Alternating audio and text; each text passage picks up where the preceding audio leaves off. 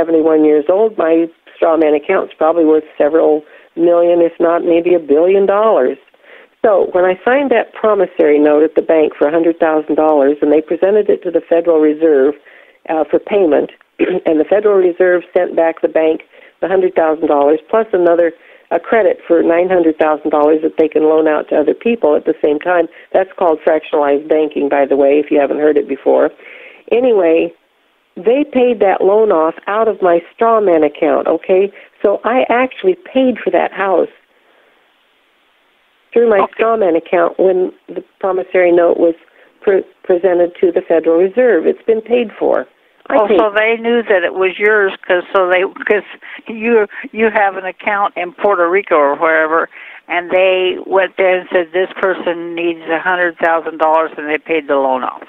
Yeah, and then the $900,000 that they credited the bank with to loan out to other unsuspecting poor people like us, that $900,000 goes into the national debt. Every time you write a check, every time you sign a credit card receipt, you are adding to the national debt.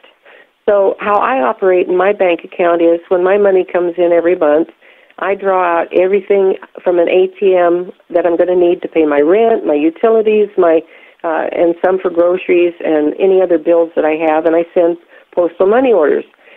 They can't track me then on that kind of stuff. They're not. But if you write a check, not only can they fractionalize that amount of money and monetize that amount of money, they track all your transactions by credit card and by bank checks and that type of thing. So they just have us so wrapped up in this horrible, horrible network of corruptness and fraudulent business. Try to extract yourself any way you can, to not... I've heard it said that if everybody in the United States would stop doing commerce for one day, don't write a check, don't pay a bill, don't go shopping, don't do this, don't do that, just for one day, it would bankrupt the Federal Reserve because it would put them out of business. And I don't know whether one day would do it, but it sure gives pause for thinking about it, doesn't it? Mm-hmm. So, yeah, there's a lot of injustice, honey, in this whole situation, and I don't know if you're caught up in this $300,000 venture with building a home, but you're right. It's not fair, but those people already paid for that house out of their strawman account. You just don't know how to access your strawman account. If you, I wouldn't be this is just a scenario, but I'm saying if I did build a house for $300,000, I didn't take it out of my strawman. I took it out of my own money. Your hard-earned income that you had to pay taxes on, right? And all these years that I haven't been using my credit card and I've been just getting by, everybody else going out and wasting all of, buying all these luxuries on their credit cards. Now, if they completely wipe those credit cards, is that the same thing there, too, on those credit cards? Oh, yeah. It'll all be zeroed out. Let me tell you a scenario that happened. It's sad, but it's funny at the same time, and it's kind of disgusting, too. There was this lady that got involved in one of our prosperity programs that was, back in 98, 2000, we all kind of thought our prosperity programs were coming through. And so this one lady, she had a good job, and she went out and she bought a brand new car, and she went out and bought a brand new home. And then as soon as all the paperwork was closed and everything was done, she quit her job.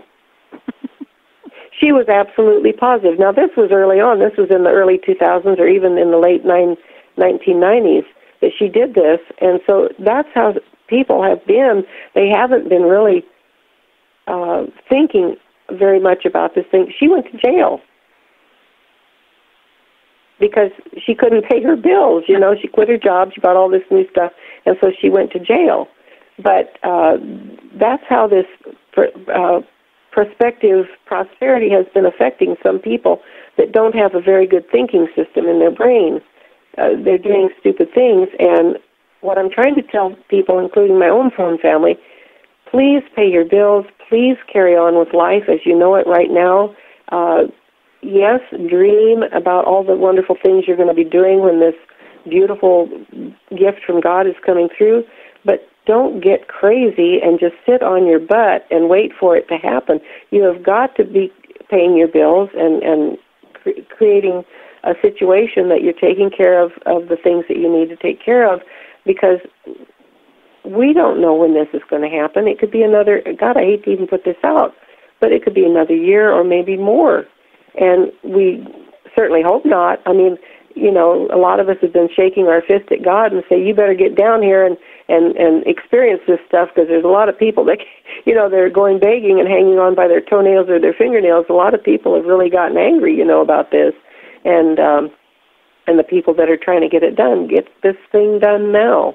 And so, yeah, there's lots of anger and frustration and pain and suffering, but do the best you can to keep your head above water and enjoy life. Like I've said, try to go to your botanical gardens in your neck of the woods, pack your lunch, go there and enjoy the beauty God created for a day. You know, it'll rejuvenate your spirit and your soul and get you into a different space. It'll start creating happiness for you, and start thanking God for every little thing you have, the roof over your head, the clothes on your back, the sunshine that's coming in through your windows.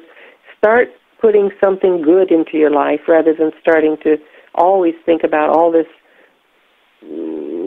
financial blessing that isn't here yet, you know, and all the worry you have, because you're causing yourself physical damage, and you don't want to do that. That's what the dark agenda would just love to have happen to you.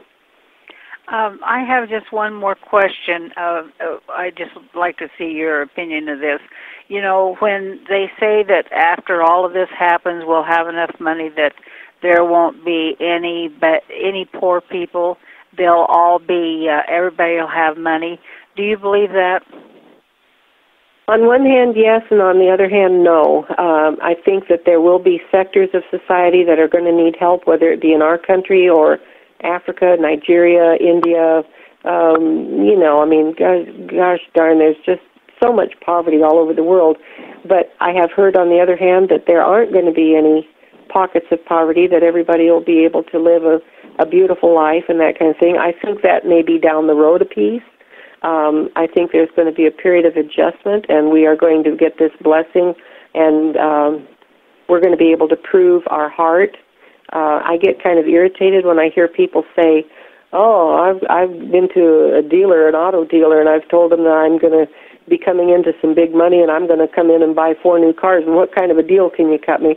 Well, what kind of a deal did God cut you? Did he skimp on, did he expect you to take less?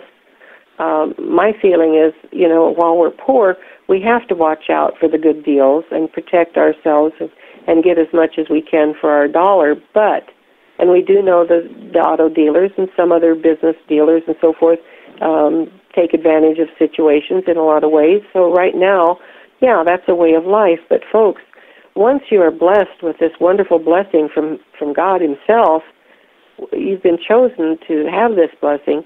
Why not pay the car dealer and the salesman the whole full price and consider it good, so the salesman can go home and say, gosh, honey, I just had a miracle happen today. I had a guy come in and he bought 4 new cars from us, and he paid full price, and I can pay the rent this month, and we can buy the kids the new shoes that they need for school.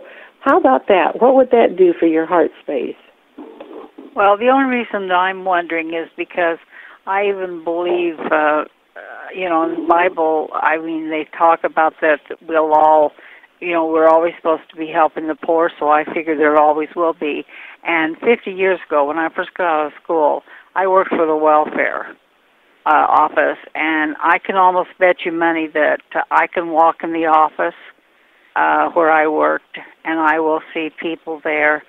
I will remember names of people that was on the roll that was there 50 years ago. I mean, now, nothing wrong with welfare, don't get me wrong. I'm just telling you, a lot of the people will never change.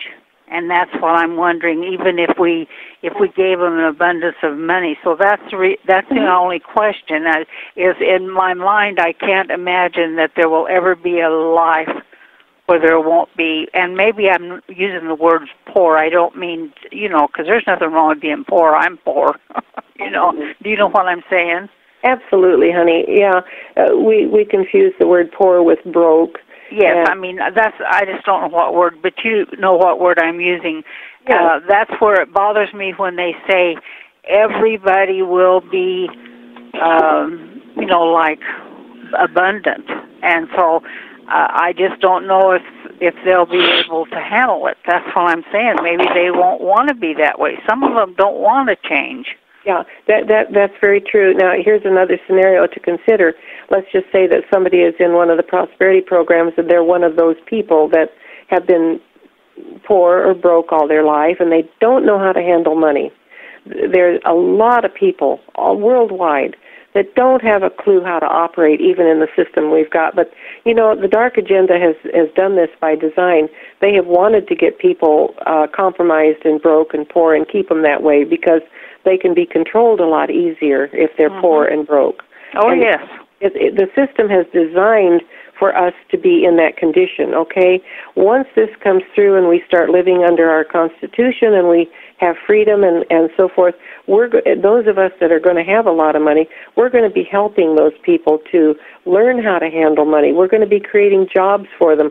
We may give them 2 months of rent and whatever, you know, that they need to take the monkey off their back to be able to see where they're at and concentrate on maybe working in a job and, you know, let them find their passion. What do they want to do? They want to train horses? Do they want to paint paintings? Do they have artist ability? What do they want to do, you know, to make money? And so we'll help them to do that.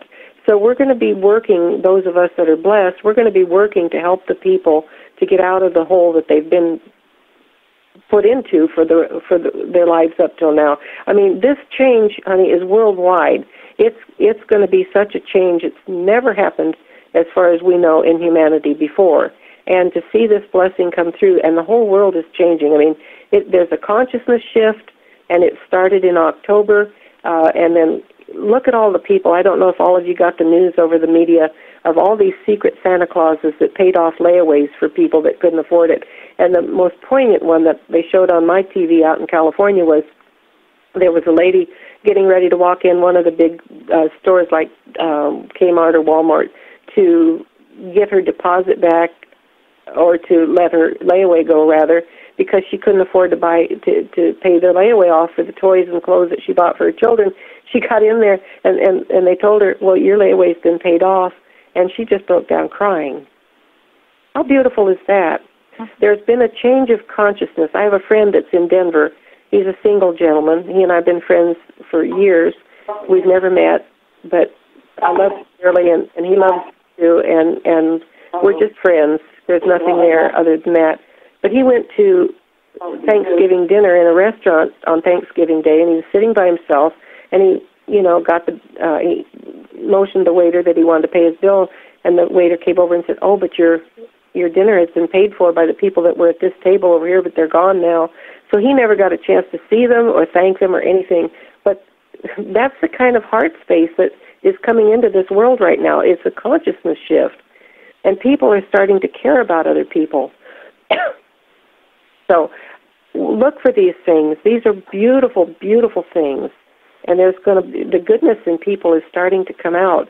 And yes, the contradiction of the dark ones is still there until it's taken away. So folks, just be aware that your world is changing and try to be prepared for it the best you can. Well, thank you. You're very welcome, honey. Thank you for asking the questions you did. You brought up some real interesting things.